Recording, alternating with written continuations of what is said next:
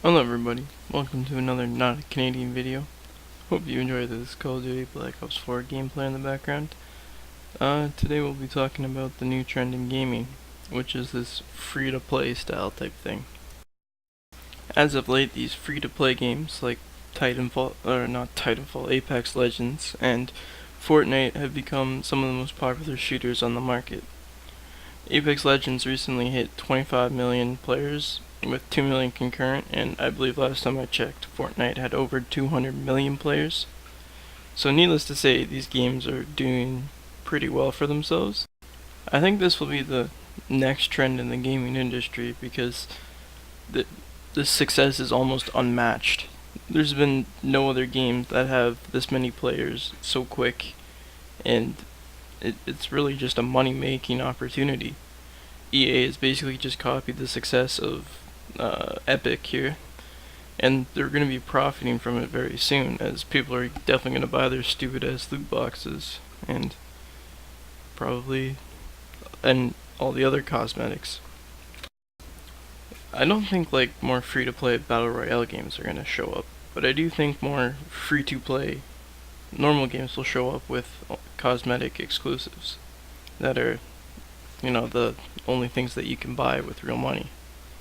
What this also does is that now there's like a proven success with the free to play idea, because Fortnite was able to do it first, and then now EA, a company that is like notoriously bad for making games free to play and then having completely overpowered things that you can just buy, put into the game, they've been able to replicate it as well.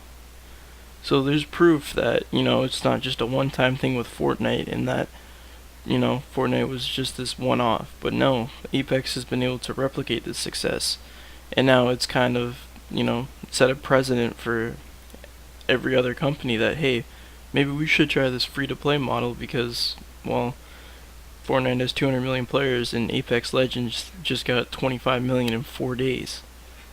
It's also quite good for your company, as it shows you're not all about the money and that you actually care about the players. I think it was a great move for EA to make this game free to play, because it actually shows that they actually care about the players and they just don't want them for the money.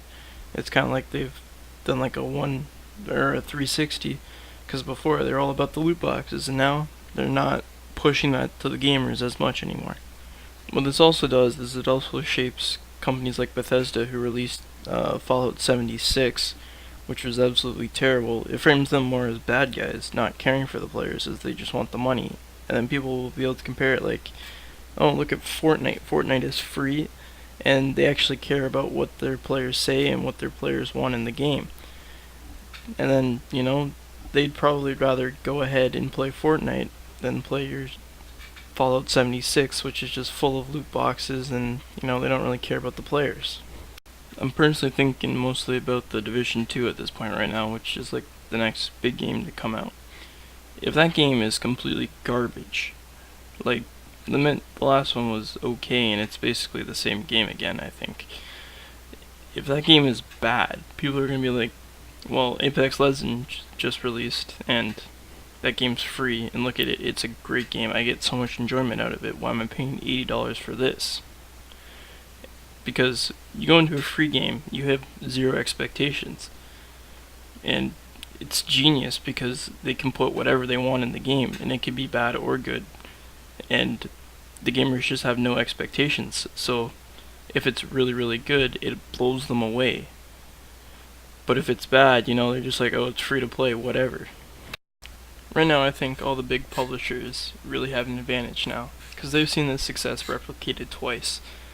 And like, maybe if another free-to-play shooter as big as Call of Duty, someone actually makes one that's decent and it's free to play, it could really like change the market.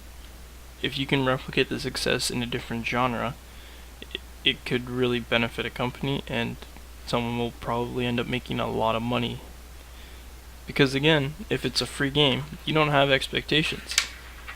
So if you make it really, really good, you can just wow the player, and then they'll probably be more inclined to buy your microtransactions and be a concurrent player and probably play some of your other games. Overall, I think the free-to-play idea is great.